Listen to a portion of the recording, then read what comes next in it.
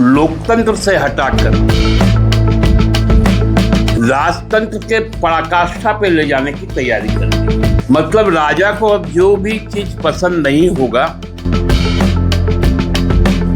वो चीजें उस देश में नहीं होंगी। बिहार के नतीजे के बाद जो सरकार का जो नानी है, मतलब नायडू और नीतीश का नानी रूठे नहीं कि जो 1729 जो राजनीतिक विरोधियों पर जो ईडी और सीबीआई का कार्रवाई हुआ, उस पे मात्र 2 केस पे कन्विक्शन हुआ और वो दोनों केस भी झारखंड के।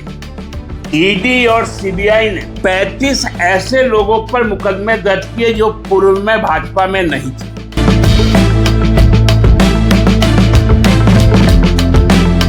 आप सब वाकिफ हैं कि कल संसद में जो 130वां संविधान संशोधन विधेयक पेश हुआ, उस विधेयक के प्रावधानों से भी आप सब परिचित होंगे। ये सारा कवायद हम लोगों ने 2019 में ही इसकी आशंका हम लोगों को हो गई थी और उसी वक्त से ही हम लोगों ने एक नया शब्द का चयन किया था, वो है एंड ऑफ डेमोक्रेसी। ये पहले तो इसके लिए इन्फोर्समेंट डायरेक्टरेट को लगाया गया, सीबीआई को लगाया गया, डीआरआई को लगाया गया। कालांतर में सब कहीं ना कहीं फेल करते रहे। चुनाव आयोग को भी इसमें घसीटा गया। उनकी भी चोरी जब पकड़ी गई तब संविधान को ही समाप्त कर देने का एक नया साजिश सोचा गया। देश को अब लोकतंत्र से हटाकर राजतंत्र के पराकाष्ठा पे ले जाने की तैयारी कर दी गई। मतलब राजा को अब जो भी चीज पसंद नहीं होगा वो चीजें उस देश में नहीं होंगी।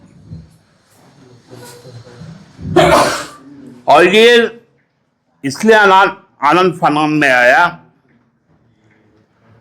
कि जो एसआईआर का जब खुलासा हुआ और बिहार में जिस प्रकार का गुस्सा आया, उससे केंद्र की सरकार विचलित हो गई और उसको लगने लगा जो 400 पार जिस चुनाव गणित से वो जाना चाह रहे थे, उस पे लोगों ने रोक लगाकर 240 किया।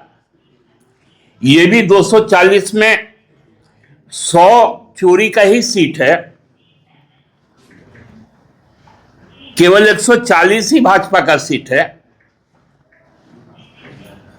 तो उसको कायम रख के सत्ता में रहने के लिए इस बिल को इंट्रोड्यूस किया गया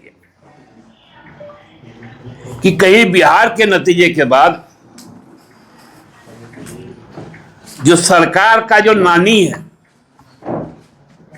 मतलब नायडू और नीतीश, सरकार का नानी रूठे नहीं। आंध्र प्रदेश के मुख्यमंत्री पर के माथे को निशाने पर ले लिया गया। उनके मंत्रिमंडल के सहयोगियों को निशाने पर ले लिया गया। नीतीश जी और उनके पार्टी के लोगों को निशाने पर ले लिया गया। जयंत चौधरी को ले लिया गया, चिराग पासवान को ले लिया गया, जीतन राम मांझी को ले लिया गया, अजित पवार को ले लिया गया, एकनाथ शिंदे को ले लिया गया कि तुम्हारी सारी राजनीति 30 दिनों के अंदर हम समाप्त कर देंगे। और उसका अधिकार इस बिल में दे दिया गया। लोकसभा में सरकार ने माना कि जो 1729 जो राजनीतिक विरोधियों पर जो ईडी और सीबीआई का कार्रवाई हुआ, उस पे मात्र 2 केस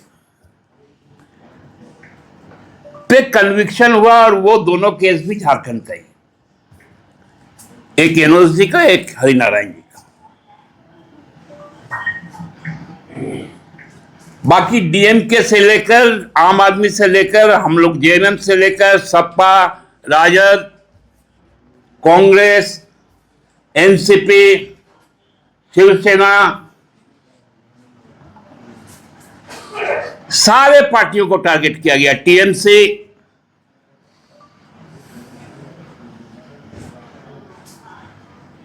तो अब ये एकमात्र रास्ता रह गया था कि हम आपको पकड़ेंगे, जेल में डालेंगे, आपकी राजनीति समाप्त।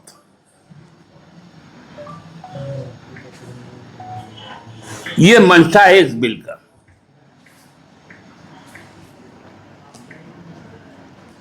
झारखंड मुक्ति मोर्चा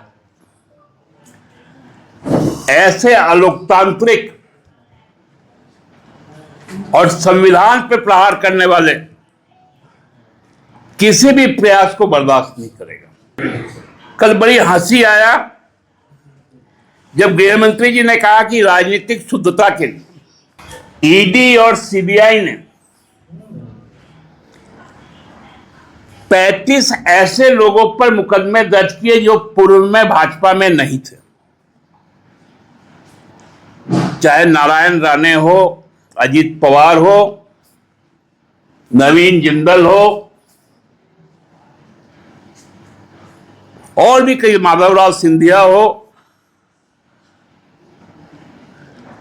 लेकिन जैसे वे भाजपा में आ गए, सारे मामले खत्म हो गए, हेमंत बिश्व शर्मा सहित, मुकुल राय सहित।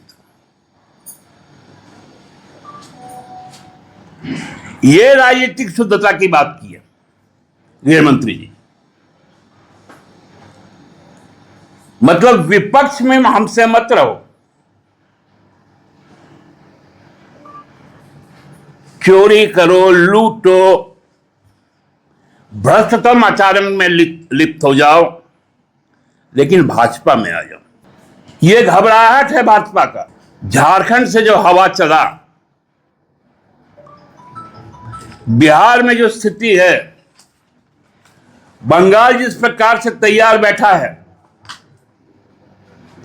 उस पे अंतिम किल उत्तर प्रदेश में ठुकाएगा, उसकी घबराहट। क्योंकि इसके बाद सारे लोग जेल जाने वाले हैं।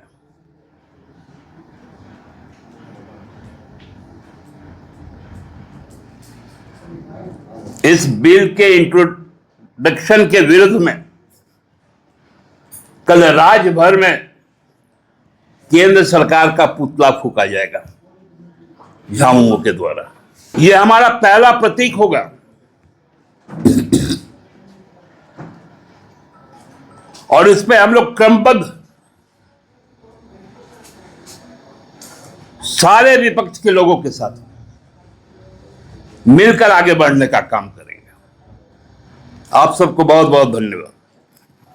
दादा, ये जो आप कह रहे हैं, इसमें तो यही है बात है कि मतलब जो आरोप में जेल जाते हैं वो इस्तीफा दे दे। जैसे जिन्होंने राजनीतिक आचरण, जैसे हेमंत जी ने राजनीतिक आचरण का पालन किया, वो निर्दोष साबित हुए, बाद में वो अलग मुद्दा, लेकिन उन्होंने तो उसी समय इस्तीफा दे दिया था।